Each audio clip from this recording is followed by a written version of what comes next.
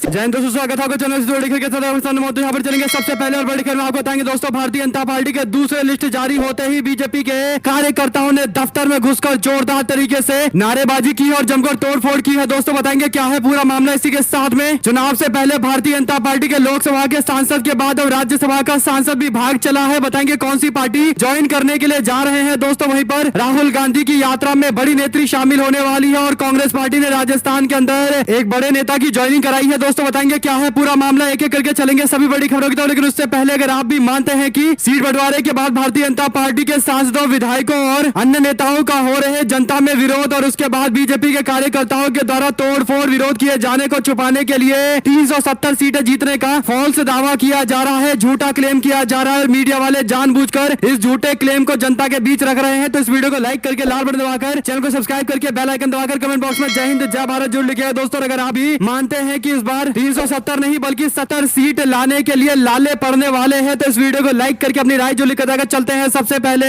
और सबसे बड़ी खबर की तरफ, जहां पर भारतीय जनता पार्टी के दूसरे टिकट के बंटवारे के बाद भी जोरदार विरोध बीजेपी में देखने को मिला है। दोस्तों कर्नाटक के कोपल सीट से भारतीय जनता पार्टी ने मौजूदा सांसद कराड़ी संगन्ना का टिकट काट दिया है। इसके बाद उनके समर्थकों ने जोरदार तरीके से बीजेपी के कोपल के कार्यालय में जाकर पथराव किया, फर्नीचर को नुकसान पहुंचाया गया, शीशे में तोड़फोड़ की गई। भाजपा ने जिसे उम्मीदवार बनाया है डॉक्टर के बसवराज, उनके खिलाफ जोरदार नारेबाजी की गई है, वापस जाओ के नारे लगाए गए हैं। इसके अलावा पूर्व मुख्यमंत्री बीएस येदियुरप्पा और राज्यसभा में भारतीय जनता पार्टी के कई नेताओं के साथ साथ राज्य बीजेपी के अध्यक्ष BY विजयेंद्र यानी येदियुरप्पा के बेटे के खिलाफ भी नारेबाजी की गई है। भाजपा के कई सारे नेताओं का आरोप है कि येदियुरप्पा और उनके बेटे ने मिलकर राज्य में कई सारे बीजेपी के वरिष्ठ नेताओं के टिकट कटवाए हैं और अपने समर्थकों को टिकट दिलवाए हैं ताकि आने वाले दिनों के अंदर येदियुरप्पा अपने बेटे को मुख्यमंत्री बना सके। कुल मिलाकर दोस्तों भारतीय जनता पार्टी के नेताओं में कर्नाटक में बड़ा कलेश देखने को मिल रहा है। इसके बाद संगन्ना को अब कांग्रेस पार्टी के नेता और deputy CM DK Shivakumar ने एक बड़ा ऑफर दिया है, उनसे मुलाकात की है, टिकट की पेशकश की गई है। हालांकि बताया जा रहा है कि संगन्ना ने जवाब दिया है कि वो इस बारे में अपने समर्थकों से बात करेंगे। फिलहाल संगन्ना के अनुयायियों ने सामूहिक रूप से पार्टी छोड़ने का ऐलान कर दिया है। बीजेपी के दफ्तर में भाजपा के खिलाफ नारेबाजी की गई है, तोड़फोड़ की गई है। दोस्तों यहाँ तक कि बीजेपी को चुनाव में हराने का प्रण भी लिया गया है। अगर आप भी मानते हैं कि जानबूझकर मीडिया में ऐसी खबरें नहीं दिखाई जा रही है ताकि 370 सीटें जीतने का जो फॉल्स क्लेम है, जो गलत दावा है, जो झूठा दावा है, उसके इर्द गिर्द एक थ्योरी रची जाए और देश के लोगों को विश्वास करवाया जाए कि भारतीय जनता पार्टी इस बार चुनाव जीत रही है, जबकि स्थिति भाजपा की जबरदस्त डामाडोल है। दोस्तों कर्नाटक जहां पर पिछली बार बीजेपी ने बहुत बड़े अंतर से चुनाव जीता था, आज उनके अपने ही नेता विरोध पर उतर आए हैं। साथ साथ दोस्तों भारतीय जनता पार्टी के लोकसभा के सांसद तब तक इस्तीफा दे ही रहे थे, अब राज्यसभा के सांसद ने इस्तीफा दे दिया है। लोकसभा चुनाव से पहले मध्य प्रदेश में बीजेपी को तगड़ा झटका लगा है। राज्यसभा के सांसद अजय प्रताप सिंह ने शनिवार को पार्टी से इस्तीफा दे दिया। सिंह ने लोकसभा का टिकट न मिलने को लेकर नाराजगी जाहिर की है। अजय प्रताप सिंह अब निर्दलीय मैदान में उतर सकते हैं। अजय प्रताप सिंह सीधी लोकसभा सीट से बीजेपी के दावेदार कर रहे थे लेकिन उनको टिकट नहीं दिया गया। बीजेपी ने सीधी लोकसभा सीट से डॉक्टर राजेश मिश्रा को मैदान में उतारा है। अजय सिंह 2018 में मध्य प्रदेश से राज्यसभा के सांसद चुने गए तो उनका कार्यकाल भी अब खत्म होने वाला है और ऐसे में उन्होंने इस्तीफा देकर बीजेपी के खिलाफ निर्दलीय मैदान में उतरने का फैसला लिया है। दोस्तों वहीं पर मध्य प्रदेश बीजेपी के नेता और राज्यसभा के सांसद अजय प्रताप सिंह ने पार्टी से इस्तीफा दे दिया है। अजय प्रताप ने पार्टी कार्यकर्ताओं की अनदेखी का आरोप लगाया है। साथ साथ दोस्तों लोकप्रिय एक्ट्रेस स्वरा भास्कर राहुल गांधी की भारत जोड़ो न्याय यात्रा में शामिल होने के लिए पहुंची है। राहुल गांधी की मौजूदगी में कांग्रेस पार्टी का दामन भी थाम सकती है और उनके चुनाव लड़ने को लेकर भी चर्चाएं चल रही है। बॉलीवुड के कई सारे लोग खुलकर राहुल गांधी को सपोर्ट कर रहे हैं और उनके भारत जोड़ो न्याय यात्रा के योजना का पुरजोर तरीके से समर्थन में आ रहे हैं। आप लोग अपनी राय जरूर लिख कर बताएगा। साथ साथ राजस्थान के अंदर भी कांग्रेस पार्टी अपनी पार्टी का विस्तार करते जा रही है। लोकसभा चुनाव के लिए राजनीतिक दलों ने तैयारियां तेज कर दी है। इसी के साथ नेताओं के दल बदलने का सिलसिला भी लगातार जारी है। इस बीच राजस्थान में कांग्रेस पार्टी ने लोकसभा चुनाव से पहले चूरू के बाद बाड़मेर में मास्टर स्ट्रोक चल दिया है। कांग्रेस पार्टी ने राष्ट्रीय लोकतांत्रिक पार्टी के साथ गठबंधन की बजाय उम्मीदवारों को ही अपने पाले में शामिल कराने में कामयाबी हासिल की है। बाड़मेर के जाटलैंड में राष्ट्रीय लोकतांत्रिक पार्टी के टिकट पर 2 बार विधायक चुनकर आए उम्मीदवार राम बेनीवाल को RLP के प्राथमिक सदस्यता से इस्तीफा दिलवाया गया है। कांग्रेस पार्टी के मुख्यालय में कांग्रेस का दामन थाम लिया गया। उनके अलावा समाज सेवी और रिटायर्ड RAS श्री जस्साराम चौधरी ने भी कांग्रेस पार्टी का दामन थामा है। दोस्तों कुल मिलाकर नागौर की सीट से इनको मैदान में उतारा जा सकता है। कांग्रेस पार्टी बड़ी तैयारी कर रही है। आप लोग अपनी राय जरूर लिखकर बताएगा। साथ साथ मां माटी मानुस की लड़ाई को भदोही की पावन जनता के साथ लड़ने का सौभाग्य मुझे देने के लिए आदरणीय ममता बनर्जी दीदी का धन्यवाद। श्री अखिलेश यादव जी का अत्याचारी हुकूमत के विरुद्ध तृणमूल कांग्रेस का सशक्त विकल्प जैसे सहर्ष स्वागत करने पर विशेष आभार करेंगे, लड़ेंगे, जीतेंगे। यानी दोस्तों उनको इंडिया गठबंधन का उम्मीदवार बनाया गया है। ममता बनर्जी ने टिकट देकर मैदान में उतारा है। आप लोग अपनी राय जरूर लिखकर बताएगा। साथ साथ कांग्रेस पार्टी ने शनिवार को कहा कि चुनावी बॉन्ड घोटाले की सुप्रीम कोर्ट की निगरानी में स्वतंत्र जांच होनी चाहिए। पार्टी के महासचिव जयराम रमेश ने यह दावा किया कि प्रधानमंत्री नरेंद्र मोदी के शासनकाल में सरकार का मतलब जितना चंदा उतना हक है। बता दें कि निर्वाचन आयोग ने बृहस्पतिवार को चुनावी बॉन्ड के आंकड़े सार्वजनिक कर दिए थे। सुप्रीम कोर्ट के निर्देश के बाद भारतीय स्टेट बैंक ने 12 मार्च को चुनाव आयोग के साथ आंकड़े साझा किए थे। जयराम रमेश ने सोशल मीडिया प्लेटफॉर्म एक्स पर पोस्ट किया, कल चुनावी बॉन्ड पर डेटा सामने आने के बाद पहले विश्लेषण में बीजेपी की 4 भ्रष्ट नीति, चंदा दो, धंधा लो, हफ्ता वसूली, ठेका लो, रिश्वत दो और फर्जी कंपनी डकैती संगनी सामने आई थी। चुनावी बॉन्ड घोटाले के माध्यम से सामने आए भ्रष्टाचार के ये चारों पैटर्न गंभीर चिंता का विषय है। पूरे मामले पर जांच की मांग की जा रही है। दोस्तों, अगर आप भी मानते हैं कि जांच होगा तभी पता चलेगा कि ये कौन है जो चंदा दो और धंधा लो वाला योजना चला रहे हैं, जिसके कारण देश की जनता को नुकसान हो रहा है। सांसद कांग्रेस पार्टी के पूर्व अध्यक्ष राहुल गांधी की अगुवाई वाली भारत जोड़ो न्याय यात्रा के समापन के अवसर पर रविवार को आयोजित होने वाली रैली में तमिलनाडु के मुख्यमंत्री एम.के. स्टालिन और समाजवादी पार्टी के अध्यक्ष अखिलेश यादव समेत इंडिया गठबंधन के कई घटक दल मौजूद रहेंगे। महाराष्ट्र विधानसभा में नेता प्रतिपक्ष और कांग्रेस पार्टी के वरिष्ठ नेता विजय वेट्टीवाड़ा ने बताया कि स्टालिन, अखिलेश यादव और आरजेडी के नेता भी मौजूद रहेंगे। 17 मार्च को मुंबई के दादर इलाके में ये रैली होने जा रही है। इंडिया गठबंधन अपनी ताकत का एहसास बीजेपी और एनडीए गठबंधन को कराने जा रही है। दोस्तों, जो भी जानकारी आती रहेगी आप लगातार पहुंचाते रहेंगे। साथ साथ पश्चिम बंगाल के अंदर लेफ्ट पार्टी कांग्रेस पार्टी मिलकर चुनावी मैदान में उतरेगी। पहले कहा जा रहा था कि ममता बनर्जी ने कांग्रेस पार्टी के साथ अलायंस नहीं किया है तो ये गठबंधन नहीं बनेगा और इसके बाद लेफ्ट पार्टी के साथ भी राहुल गांधी और कांग्रेस पार्टी का अलायंस नहीं होगा। लेकिन जो जानकारी अब सामने आ रही है उसके अनुसार लेफ्ट पार्टी और कांग्रेस पार्टी का अलायंस बन गया है। राहुल गांधी के साथ लेफ्ट पार्टी के नेता दिखाई दे रहे हैं, साफ संकेत दे दिए गए हैं। दोस्तों, अगर आप भी मानते हैं कि ये सही निर्णय है तो अपनी राय जरूर लिखो, ताकि साथ मीट का कारोबार करने वाली सबसे बड़ी कंपनी अलाना ग्रुप ने जनवरी में इनकम टैक्स के छापे के बाद 9 महीने के अंदर 7 करोड़ रुपए का चंदा दिया। ये चंदा किसे गया अभी तक किसी को पता नहीं है, लेकिन चुनाव आयोग को सौंपी गई रिपोर्ट में पता चला है कि बीजेपी को अलाना ग्रुप ने 2013 से 15 के बीच में 2.5 करोड़ रुपए का चंदा दिया था। 2013-14 में अलाना ग्रुप की 3 कंपनियों से बीजेपी को 2 करोड़ रुपए मिले। अब ये देखना है कि ये जो 7 करोड़ रुपए दिए गए हैं किसको मिले हैं। दोस्तों, आप लोग अपनी राय जरूर लिखो, बताएगा आप लोग क्या समझ पा रहे हैं। साथ साथ ईडी के सामने पेश हुए अरविंद केजरीवाल को अग्रिम जमानत मिल गई है। जांच एजेंसी के 8वें समन में हाजिर नहीं हुए थे, इसके बाद कोर्ट के सामने पेश होना पड़ा। ईडी ने कोर्ट से कहा कि वो शराब नीति को फाइनल करने से पहले हुई बैठकों और रिश्वतखोरी के आरोपों में अरविंद केजरीवाल के बयान दर्ज करवाना चाहते हैं, लेकिन 8 समन भेजे जाने के बावजूद वो हाजिर नहीं हुए। केजरीवाल ने वकीलों से अपील की कि ईडी से वे दस्तावेज चाहिए जिनके आधार पर उनसे पूछताछ की जाने वाली है। कोर्ट ने ईडी को दस्तावेज देने का आदेश दिया है। मामले की सुनवाई 1 अप्रैल को होने वाली है। इससे पहले राव रेवेन्यू कोर्ट ने शुक्रवार को सुनवाई की थी ईडी की याचिका पर। कोर्ट में पेश होने के लिए उन्हें 7 मार्च को समन जारी किया गया था। ईडी अब तक 8 समन जारी कर चुकी है। केजरीवाल एक बार फिर से एजेंसी के सामने पेश नहीं हुए हैं। आप लोग अपनी राय जरूर लिखकर बताएगा। दोस्तों, इसके साथ में महाराष्ट्र की सियासत से बड़ी खबर है, एनडीए में शामिल हो सकते हैं राज ठाकरे। आखिरी दौर में लगातार चर्चाएं चल रही है। भारतीय जनता पार्टी और एकनाथ शिंदे लगातार बातचीत कर रहे हैं। राज ठाकरे दक्षिण मुंबई की सीट पर एमएनएस के उम्मीदवार बनकर चुनावी मैदान में उतर सकते हैं। जो भी जानकारी आगे आती रहेगी आप लगातार पहुंचाते रहेंगे। हमारे साथ लगातार जुड़े रहने के लिए आप सभी दोस्तों, भाइयों, बहनों, मित्रों का बहुत बहुत धन्यवाद। दोस्तों, जय हिंद, जय भारत, बहुत बहुत